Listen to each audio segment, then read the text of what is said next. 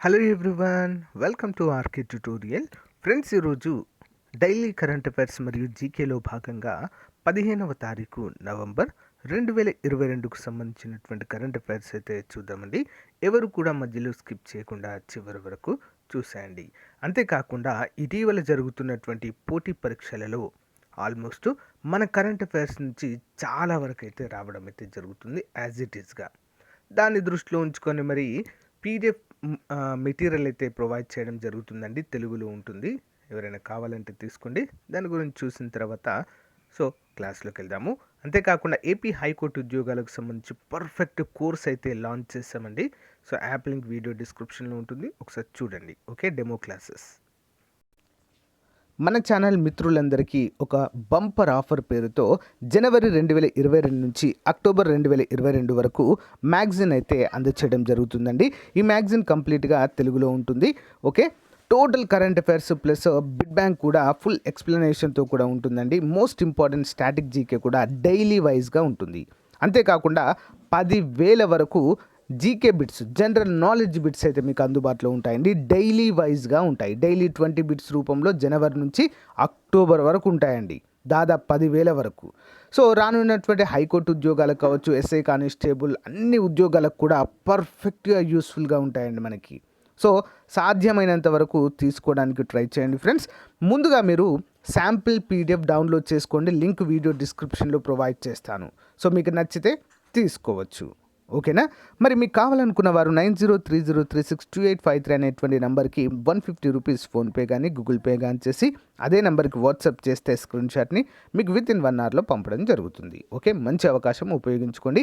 దీంతో పాటుగా మీకు ఎస్ఐ కానిస్టేబుల్ అభ్యర్థులైతే వారికి constable complete previous papers full ఎక్స్ప్లెనేషన్తో ఇవ్వడం జరుగుతుంది. అంతేకాకుండా మరి హైకోర్టు అభ్యర్థులకైతే ప్రీవియస్ పేపర్స్ ఇవ్వడము జరుగుతుంది. Okay, thank you. Question number 1.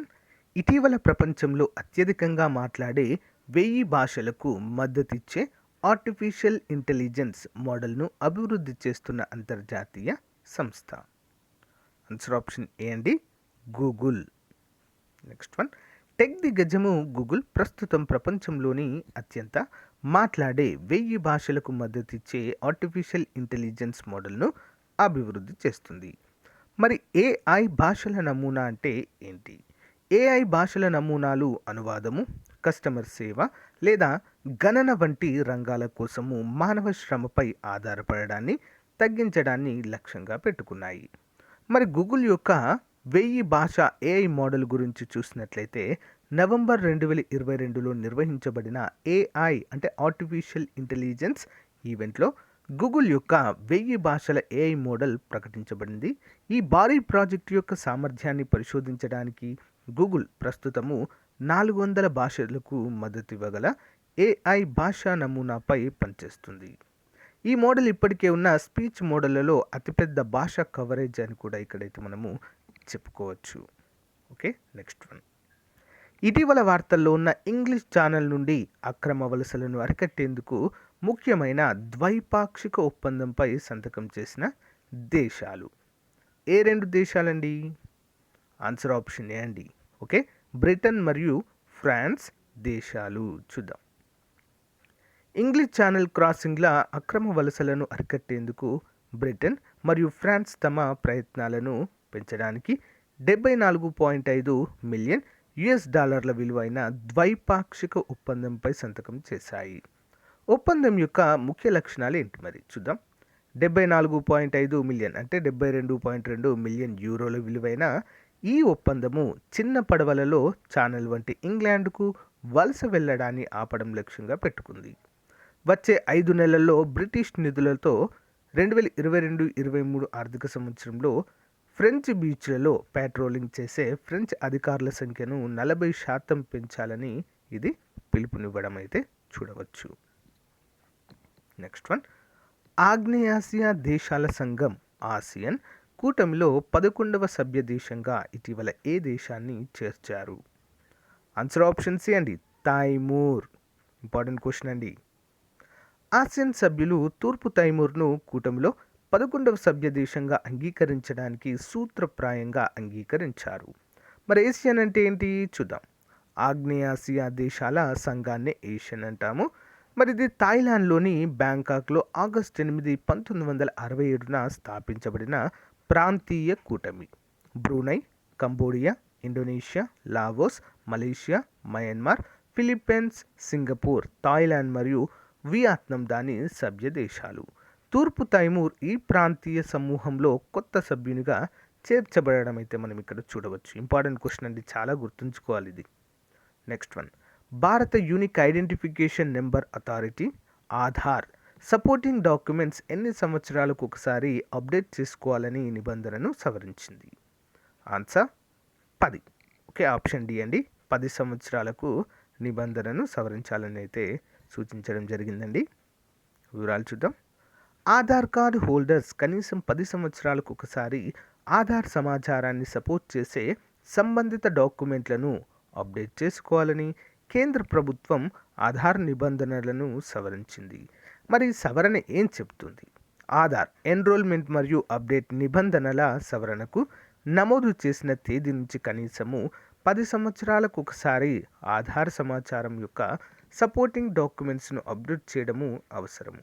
నవీకరణ తప్పనిసరి కాదు, కానీ సెంట్రల్ ఐడెంటిటీస్ డేటా రిపోజిటరీలో డేటా యొక్క ఖచ్చితత్వాన్ని నిర్వహించడానికి ఇది ప్రోత్సహించబడుతుంది అన్నట్లుగా మనకైతే తెలుస్తుంది. ఓకే, ఇంపార్టెంట్ అండి.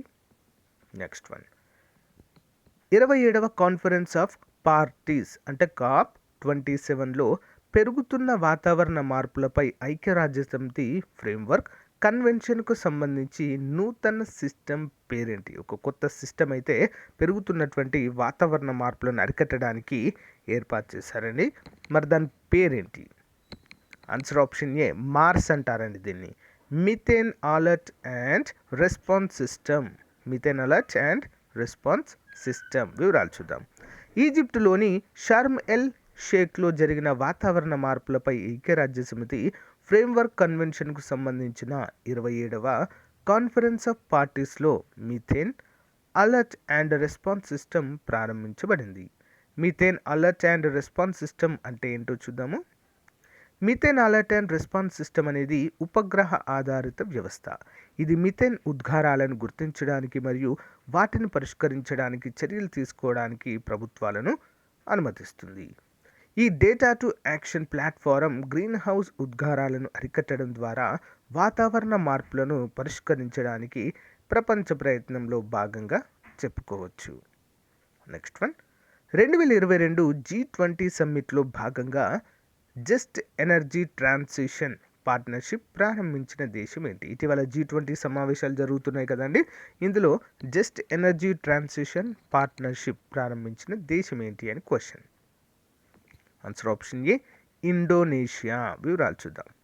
Indonesia just energy transition partnership G20 summit యొక్క side event partnership for global infrastructure and ఇన్వెస్ట్మెంట్లో ప్రారంభించబడింది.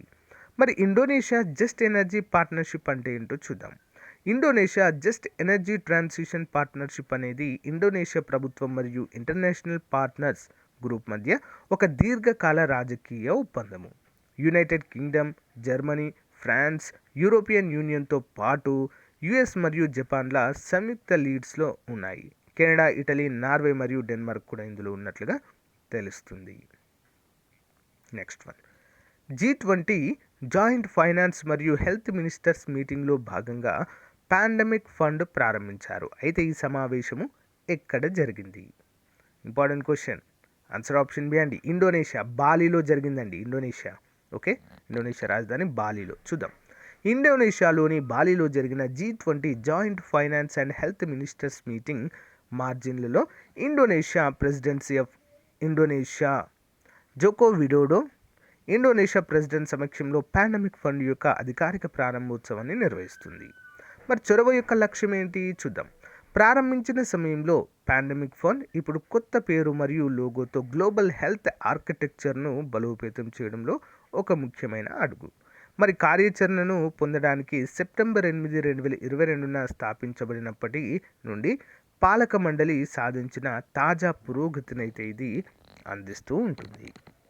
Next one, pan India coastal defence exercise 3వ ఎడిషన్ 15 నుంచి 16 2022 వరకు భారతదేశ తీర ప్రాంతాలలో ఏ పేరుతో నిర్వహించారు? సరైన సమాధానం ఆప్షన్ సి అండి, సి జాగృతి 2022, సి జాగృతి 22 అనేటువంటి పేరుతో మరి యొక్క pan India coastal defence exercise 3వ ఎడిషన్ నిర్వహించారు. వివరాలు చూద్దాం. Pan India coastal defence exercise C Jagriti 22 యొక్క 3వ ఎడిషన్ 15 నుంచి 16 నవంబర్ 2022 వరకు నిర్వహించబడుతుంది. ఈ జాతీయ స్థాయి కోస్టల్ డిఫెన్స్ ఎక్సర్సైజ్ 2018లో సముద్ర తీరాన్ని పెంపొందించడానికి ఏర్పాటు చేసిన వివిధ చర్యలను ధృవీకరించడానికి రూపొందించబడిన 26/11 నుంచి భద్రతగా చెప్పుకోవచ్చు.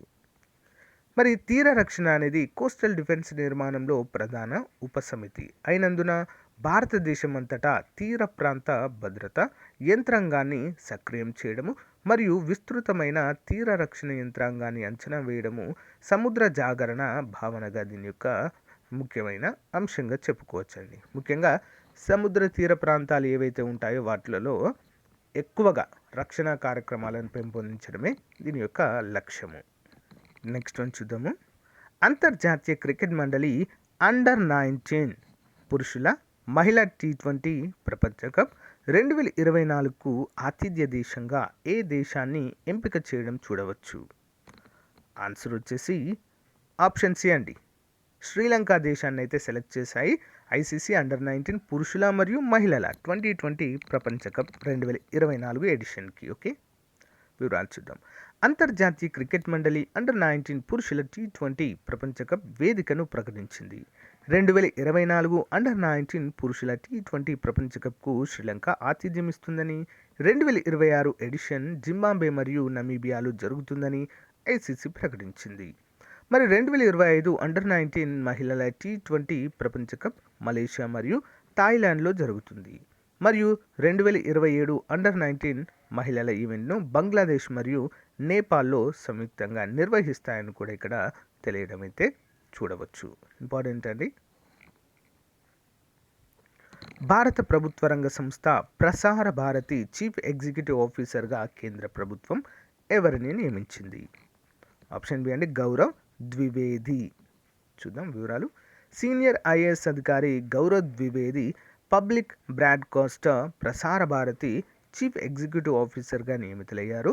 ఛత్తీస్గఢ్ క్యాడర్కు చెందిన 1995 బ్యాచ్ అధికారి మిస్టర్ ద్వివేది బాధ్యతలు స్వీకరించిన తేదీ నుంచి 5 సంవత్సరాల పదవీ కాలం ఉంటుంది. ఇంతకుముందు మిస్టర్ ద్వివేది ప్రభుత్వ పౌర నిశ్చితార్థ వేదిక అయినటువంటి మై గవర్నమెంట్ ఇండియా యొక్క ముఖ్య కార్యనిర్వహణాధికారిగా ఉన్నారు. Next one. ఈజిప్టులో జరిగిన COP27 సమ్మిట్ కార్యక్రమంలో వాతావరణ వైపరీత్యాలతో బాధపడుతున్న దేశాలకు నిధులు అందించడానికి G7 గ్లోబల్ షీల్డ్ చొరవ ప్రారంభించారు. అయితే దీని ద్వారా మొదట నిధులు పొందిన దేశము? ఆన్సర్ ఆప్షన్ డి పైవన్నీ, పాకిస్తాన్, ఘనా, బంగ్లాదేశ్. ఇంపార్టెంట్. వాతావరణ వైపరీత్యాలతో బాధపడుతున్న దేశాలకు నిధులు అందించడానికి G7 గ్లోబల్ షీల్డ్ చొరవ నుండి నిధులు పొందిన మొదటి గ్రహీతలలో పాకిస్తాన్, ఘనా మరియు బంగ్లాదేశ్లు ఉంటాయని ఈజిప్ట్లో జరిగిన COP27 సమ్మిట్లో ఈ కార్యక్రమం అయితే ప్రకటించింది. విషయ సూచిక. మరి గ్లోబల్ షీల్డ్ ఫండింగ్ అంటే ఏంటి చూద్దాం. G7 ప్రెసిడెంట్ జర్మనీచే సమన్వయం చేయబడిన గ్లోబల్ షీల్డ్ అంటే వరదలు లేదా కరువులు, తర్వాత బీమా మరియు విపత్తు రక్షణ నిధుల కోసము వాతావరణ హాని కలిగించే దేశాలకు వేగవంతమైన ప్రాప్యతను అందించడం లక్ష్యంగా పెట్టుకుంది. సో 58 క్లైమేట్ వల్నరబుల్ ఎకానమీల V20 గ్రూప్ సహకారంతో దీన్ని అభివృద్ధి చేస్తున్నారు. గ్లోబల్ షీల్డ్కు జర్మనీ $175.17 మిలియన్ నిధులను అందించగా డెన్మార్క్ మరియు ఐర్లాండ్లతో సహా ఇతర దేశాలు $41 మిలియన్ కంటే కొంచెం ఎక్కువ విరాళమైతే అందించడము జరిగింది. అంటే ఎక్కడైతే ఈ వరదలు తుఫాన్లు వస్తాయో ఆ దేశాలను ఆదుకోవడానికి ఈ ఫండ్. Next one. 55వ జాతీయ గ్రంథాలయ వారోత్సవాలను 14 నవంబర్ 2022 వారం రోజులు నిర్వహించనున్న క్రింది రాష్ట్రము? ఆప్షన్ ఏ ఆంధ్రప్రదేశ్లో అండి. ఓకే, చూద్దాం. 55వ జాతీయ గ్రంథాలయ వారోత్సవాలను 14 నవంబర్ 2022 నుంచి ఆంధ్రప్రదేశ్లోని అన్ని గ్రంథాలయాలలో జరుపుకున్నారు. 55వ జాతీయ గ్రంథాలయ వారోత్సవాలను వారం రోజుల పాటు నిర్వహించనున్నారు. మరియు తుమ్మలపల్లి కళాక్షేత్రంలో రాష్ట్ర మంత్రులు తానేటి వనిత, బొత్స సత్యనారాయణ మరియు జోగి రమేష్లు ప్రారంభిస్తారు. 55వ గ్రంథాలయ వారోత్సవాలు పాఠశాల విద్యాశాఖ యొక్క వి లవ్ రీడింగ్ చొరవకు కూడా ఊపునిస్తుంది. ఇంపార్టెంట్ అండి. లైబ్రరీ వీక్ ప్రారంభోత్సవం కూడా నవంబర్ 14న బాలల దినోత్సవంతో సమానంగా ఉంటుంది అన్నట్లు తెలియజేశారు. Additional questions.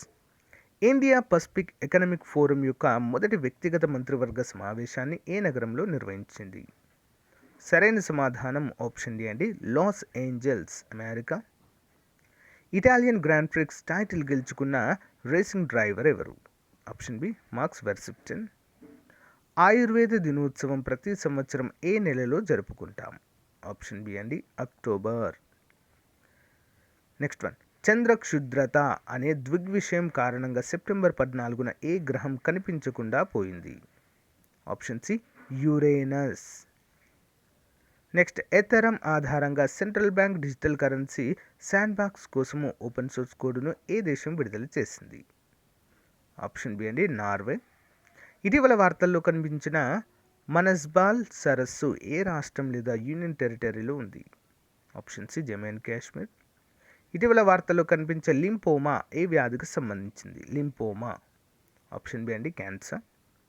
ఇటీవల డిపిఐఐటి నివేదిక ప్రకారం 2022 మొదటి 7 నెలల్లోపు భారతదేశపు అగ్రశ్రేణి పెట్టుబడి గమ్యస్థానము ఏ రాష్ట్రము? Option B, Andhra Pradesh. 2022 నాటికి జీడిపి నిష్పత్తిలో భారతదేశ లాజిస్టిక్స్ ధర ఎంత? Option B, 13-14%. భారతదేశంలో తీర ప్రాంత క్లీనప్ డే ప్రచారానికి ఏ సంస్థ నాయకత్వం వహిస్తుంది? Option B, Indian coast guards. Daily GK question series. ఏ ఉష్ణోగ్రత వద్ద నీటి సాంద్రత ఉంటుంది గరిష్టంగా? ఆన్సర్ 4 డిగ్రీల సెల్సియస్. బిగ్ బ్యాంగ్ సిద్ధాంతాన్ని ప్రతిపాదించిన వారు? ఆప్షన్ సి, అబే జార్జియస్ లిమెట్రీ.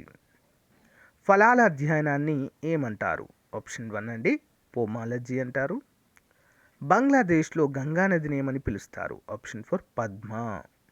వాషింగ్ మిషన్ ఏ సూత్రంపై పనిచేస్తుంది?